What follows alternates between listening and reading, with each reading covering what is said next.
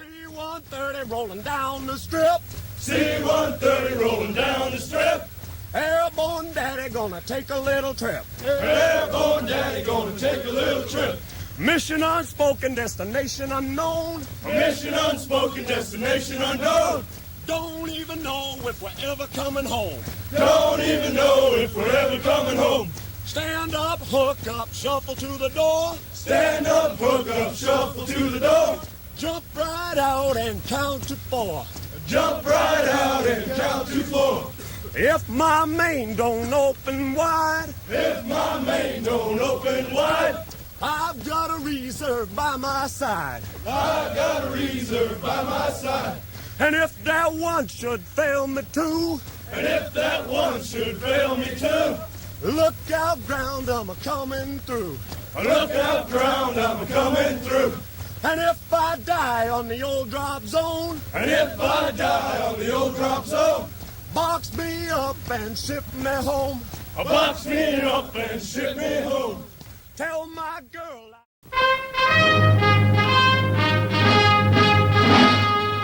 From Korea to Germany. From Alaska to Puerto Rico. All over the world, the United States Army is on the alert to defend our country, you, the American people, against aggression. This is The Big Picture, an official television report to the nation from the United States Army. Now, to show you part of the big picture, here is Sergeant James Mansfield. The toughest men in uniform today. That is the reputation won in battle by the men of the United States Army Rangers. This elite body of combat troops can proudly boast of gallant fighting dating back to 1742. The Rangers were with General Washington's colonial troops. In World War II, they fought the German and Italian armies. They were in the Pacific fighting in the action at Luzon. And when the communist aggressors struck in Korea, the call for the Rangers sounded again. Rangers are men who volunteer from all units of the Army. If they pass the physical and weapons test, they are sent to the mountains of Georgia and the swamps of Florida for the most rugged training in the Army today. Here, recorded on film by Signal Corps cameramen, are the United States Army Rangers. Hi, Rangers. Our mission is to blow this power plant over here. The reason for the mission, the enemy is using it to launch guided missiles against our friendly forces here. These men are Ranger students. They are at the mountain camp of the Ranger Department, Infantry School, Fort Benning, Georgia. They are about to embark on a 72-hour patrol as tough and realistic as anything short of combat can be. This is their last and most difficult patrol problem. If they complete it successfully, they will be Rangers, the elite of the infantry. But much had to be accomplished before they were ready for this, their final test of courage and ability. It all started about 7 weeks ago, back here at Fort Benning, Georgia, the headquarters for what is rated as the toughest school in the Army. A new class has just reported in. From units all over the world they came to take this course and earn the title Ranger. There are tactical officers addressing them. It'll be the TAC officer's job to orient, observe, and appraise this class, to make sure it runs through the rugged course as smoothly as possible. And although the students will operate their own administration, through their own student officers, they will always be responsible to this man, their TAC officer. Now, it takes a good soldier. It takes a man with stamina, moral courage, and intestinal fortitude to complete this particular course. We know that you men are volunteers. Your company commanders have had faith in you. Don't let them down.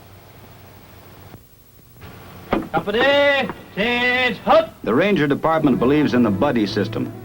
And early in the course, each man teams up with another. Dismiss. For 8 weeks, they will be inseparable. Let's follow these two through the course.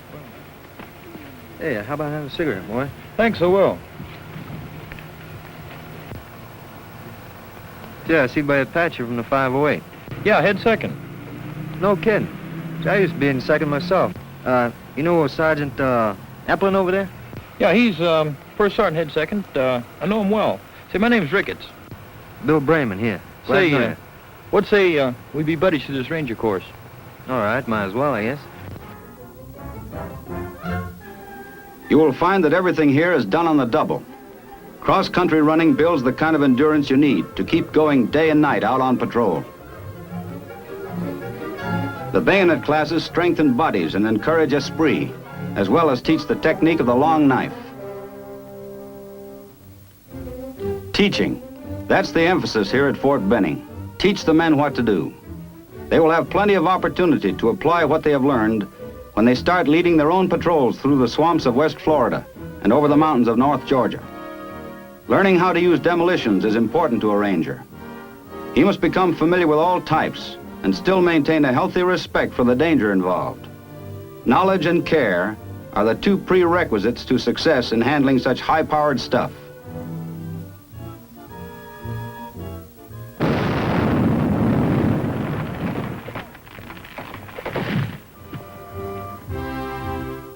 Training the mind and training the body. A ranger may often have to lead a small unit behind enemy lines. Proficiency in the precise art of hand-to-hand combat is a must.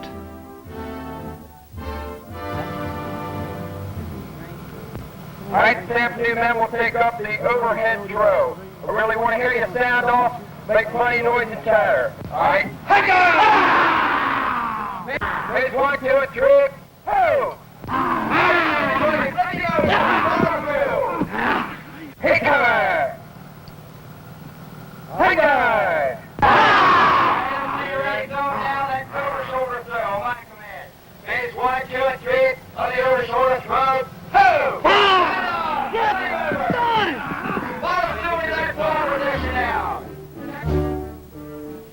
PT. Lots of it. A man has to be in top-notch physical shape to get through this course. Next exercise is the body twist.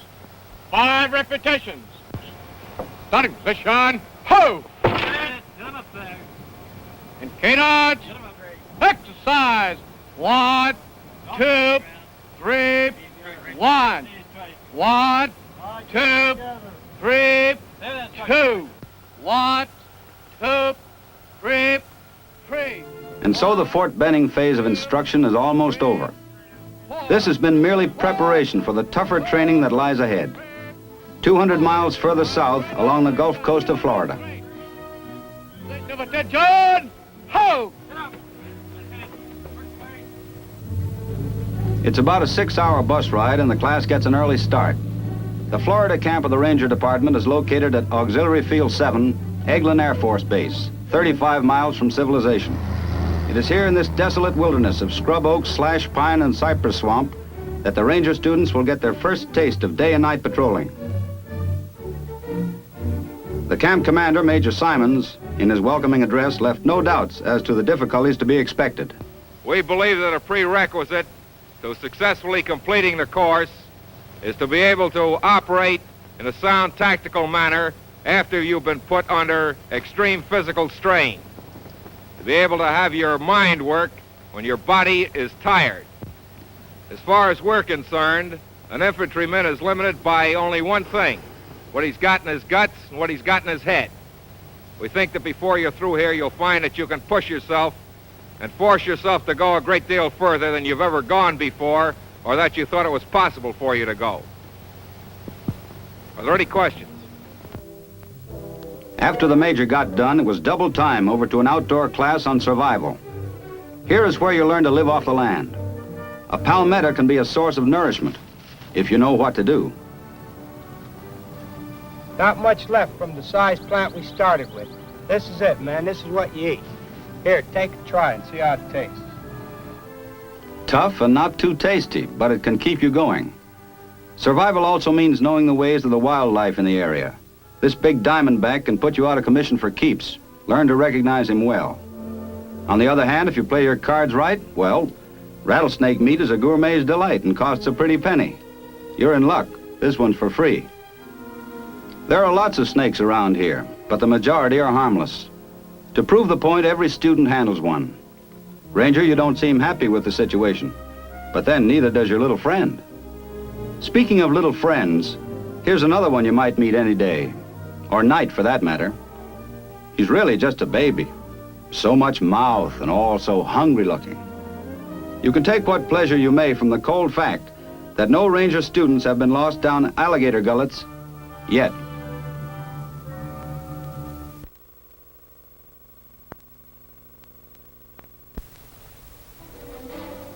The men were learning about the swamps and what to expect from them. They were destined to become familiar with them on a much more personal basis. They watched as one of the instructors demonstrated the rope drop confidence test.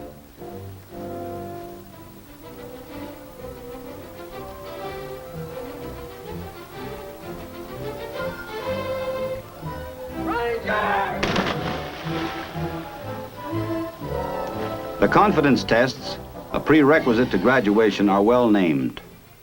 The problems involved are not really hard at all. You would think nothing of walking a plank if it were on the ground, but 30 feet in the air with swamp water underneath, it is somehow different. The purpose of this test is to prove to each man that the difference is only in his mental attitude. If he can do it on the ground, he can do it here. And he does it, and he learns that he can do more than he thought he could. He becomes more confident of his own ability.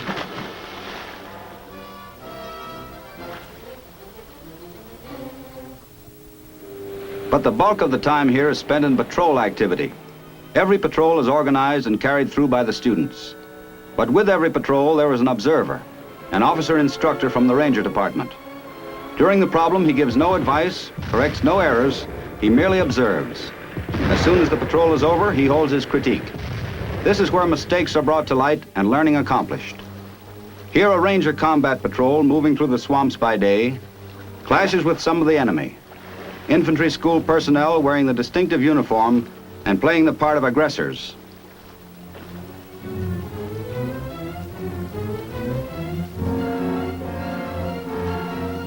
Hand grenade simulators and blank ammunition recreate the fury of a firefight. A bus ride back to Fort Benning. A day to clean up and rest a bit. And then up to the mountain training camp in North Georgia. Situated about 20 miles from the famous old mining town of Dahlonega, the camp is in the heart of the Blue Ridge Mountains. Here the Ranger students become familiar with another, perhaps tougher type of terrain. The first few days are taken up with learning the technique of traveling in the mountains. Here man's best friend is his rope. And Ranger students learn to make good use of it.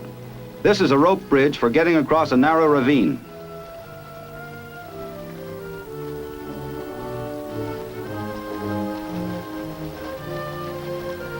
Ranger Ricketts gets ready for a ride on the horizontal traverse.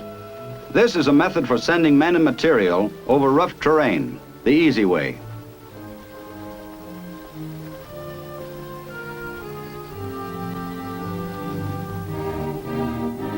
Next comes a class in rappelling. An instructor demonstrates the correct technique.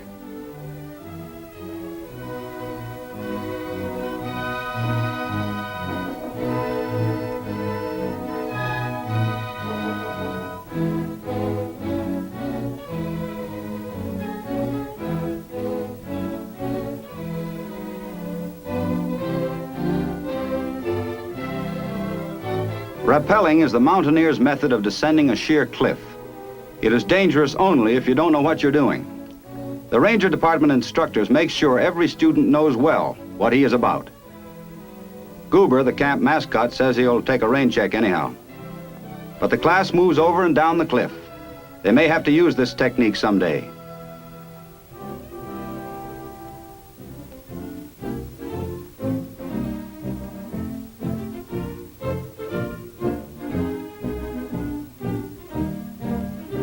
It's a long way down the first time, and it's kind of good to get solid ground underfoot once again.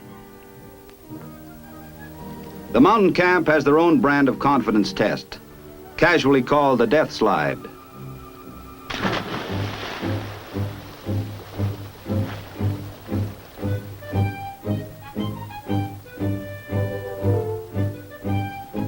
It takes guts to pull yourself 100 feet up this swaying rope ladder. It takes guts to snap a pulley block onto a steel cable and let yourself go. It takes a lot of guts. But there isn't a man who has done it once who wouldn't do it over again just for kicks. Despite the apparent danger of much of this training, the Ranger Department has never had a fatal accident, and few serious ones. Thorough preparation eliminates accidents before they can occur. There are patrol problems in the mountains, too. For here again, the emphasis is on student leadership in a combat situation. The patrol observer chose Ranger Brayman for the first leader. He is completing his patrol order.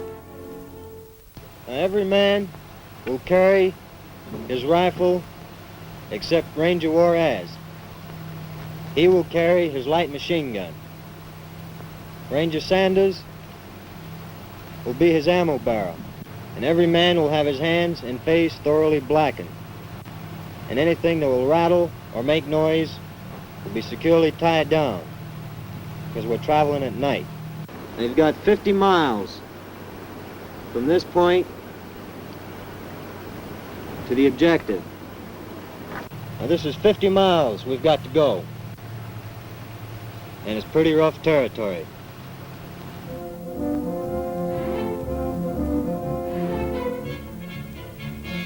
The last patrol problem is the toughest and most difficult. It takes 2 days and 3 nights to accomplish the mission. Simulate the destruction of the Blue Ridge power plant 50 miles away. While the Ranger students are being briefed for their mission, other infantry school personnel are drawing weapons and blank ammunition. These are the aggressors, the maneuver enemy. They will seek every opportunity to keep the Rangers from accomplishing their mission. This patrol problem will be as realistic as training will allow. Later, the men, under the direction of the student patrol leader, blacken their faces. This will provide better concealment at night. A shiny face can be seen a long way, even in the dark. Goober can't go along, but he gets the treatment anyhow.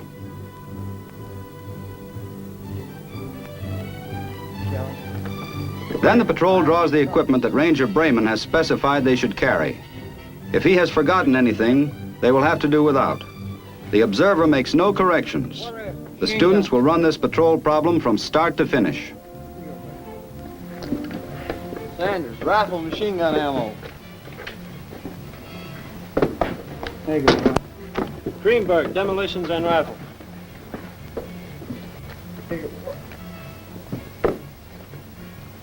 Boy. That night, under cover of darkness, the patrol moves out. They pass through a friendly outpost and reach Valley Divide Road. This is the battle line. Somewhere on the other side waits the aggressor. Scouts move out first to reconnoiter.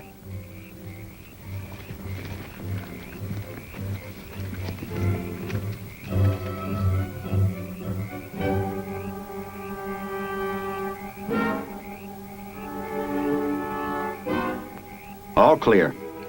The main body crosses in a rush, and the patrol starts working up the hill on the other side.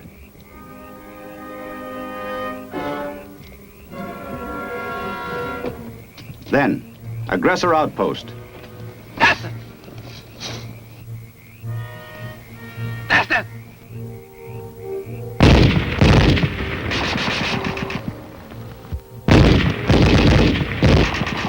The object of the patrol at this point is to avoid contact. A firefight now could ruin the mission, so they swing around, past the outpost. In order to avoid further contact with aggressor forces, Ranger Brayman has purposely chosen a difficult route, but his planning pays off. Once across Rock Creek Dam, the patrol will be behind the aggressor main force for sure, but it's a long way to go, and you've got to keep moving. The mountains make for rugged going, especially at night.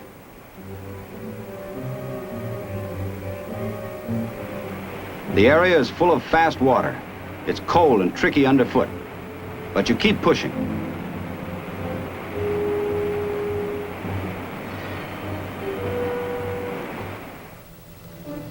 Daylight gives the patrol a chance to rest and stash away the few cans of sea rations they brought with them. And although some can rest, there must always be others out on security details to make sure that the patrol is not surprised by aggressor forces. Right now, it is very vulnerable.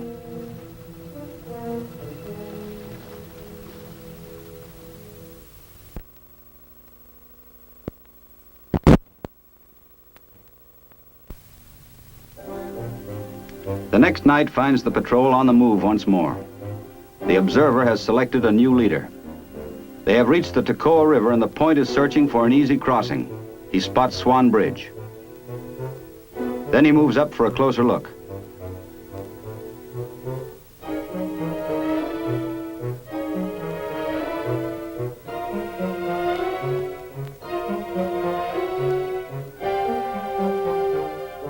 It is guarded by an aggressor sentry, so he waves up the patrol leader.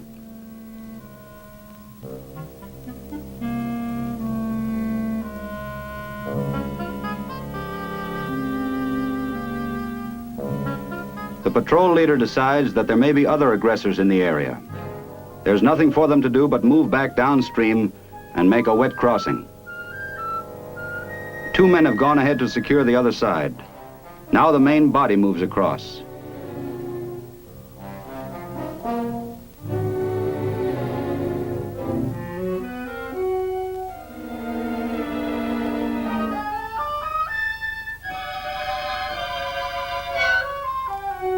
Once across, they reorganize and push on. Towards dawn, they reach the shore of Lake Toccoa.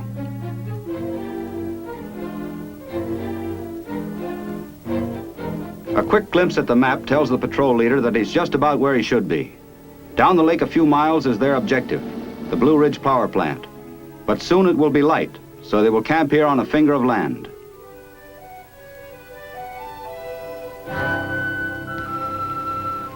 Security has been set up and the patrol can rest. They're dead beat and without food. They were supposed to rendezvous with a friendly partisan to obtain added rations, but somehow they missed him.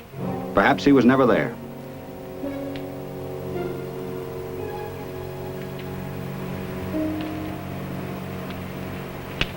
Man, I'm so bushed, if I had a porcupine, I'd use it for a pillow and go right to sleep.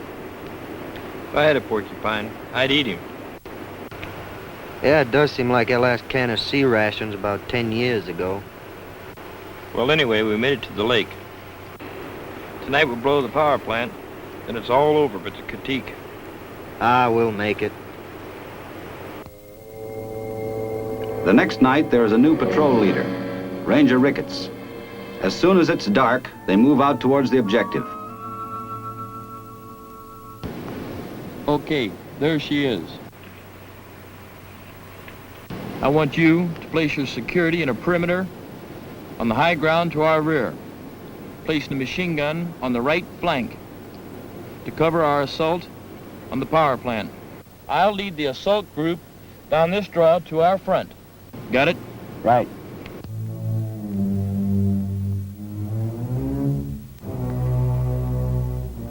The security group sets up their machine gun. They will cover the advance of the assault group.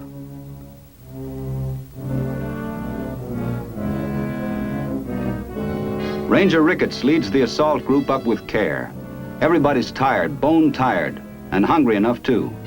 But they're pretty well out in the open now, and they have been through too much to get careless so close to success.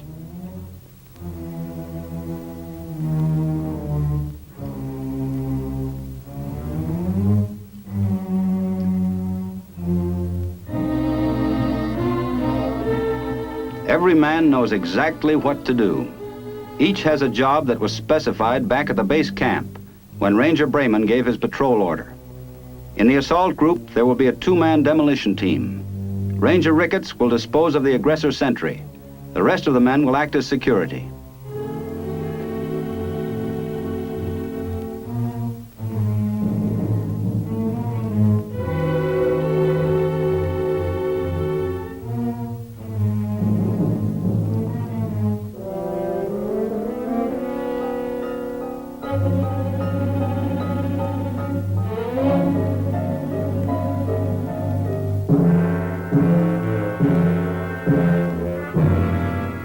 As they get closer, 2 men drop off to either side to act as local security. Then the rest of the assault group makes the final rush to the wall.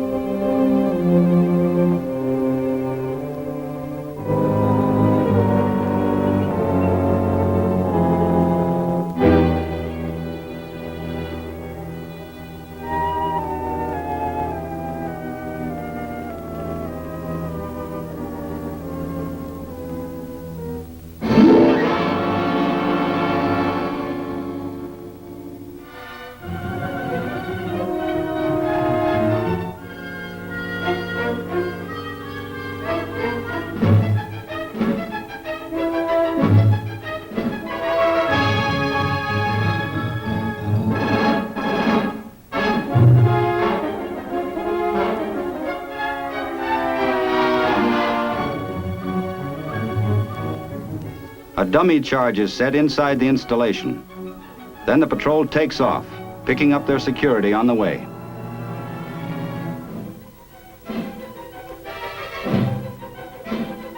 As they move out of the area, a real charge goes off outside the plant just for effect. Back at camp, it's coffee and sandwiches, while the observer holds a critique. First off, we had a good patrol. We had a pretty good patrol order. We had a pretty good route. We moved out through our own lines. We hit the objective. 3 days later, we got back. Ranger Brayman, Ranger Holloway, Ranger Ricketts, 3 patrol leaders did a good job. One thing I was wondering, Ranger Brayman, in your patrol order, you only got 1 machine gun. After all, we're moving pretty far behind enemy lines. Hitting an objective that's pretty important and well guarded. Being it was so far, I figured it'd be better to travel light. Well, it's good reasoning. The only thing is, you can carry a BAR or a submachine gun, you'd have your extra firepower. You'd still be pretty light going. Everybody's dead tired, but this is where learning is accomplished, and the whole patrol is eager to find out how they did. After the critique, there's only one thing left. Graduation back at Fort Benning. Their training here at the Ranger Department is done. There are not so many now as started, but every man who saw it through is a better soldier for it.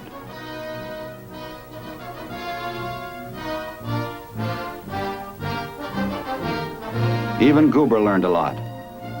Every Ranger will now return to his parent unit, where his new knowledge will spread to those around him, until the entire unit will be a better fighting team, stronger and more wise. That unit will owe a great deal to these men who had the guts to get through the toughest course in the Army and win the patch that dubs you Ranger.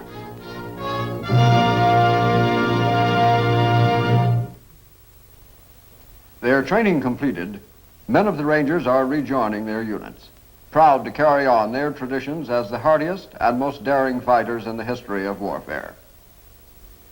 In time of all-out war, the Army looks to the men of the civilian reserve components to make up the bulk of its fighting strength. Next week, in the story of Corporal Greg Bennett, we'll tell you about the Army's Organized Reserve Corps. You'll see how the new Armed Forces Reserve Act affects all of us, soldiers and civilians alike. This is Sergeant James Mansfield inviting you to be with us then. The Big Picture is a weekly television report to the nation on the activities of the Army at home and overseas. Produced by the Signal Corps Pictorial Center. Presented by the U.S. Army in cooperation with this station. You can be an important part of the big picture. You can proudly serve with the best equipped, the best trained, the best fighting team in the world today, the United States Army. 1, 2, 3, 4 up. 1, 2, 3, 4 up. 1, 2, 3, 4. 1, 2, 3, 4. Once there was 1,000 legs. Once there was 1,000 legs. Caught in the valley by the NBA. Caught in the valley by the NBA. The president knew just what to do. The president knew just what to do.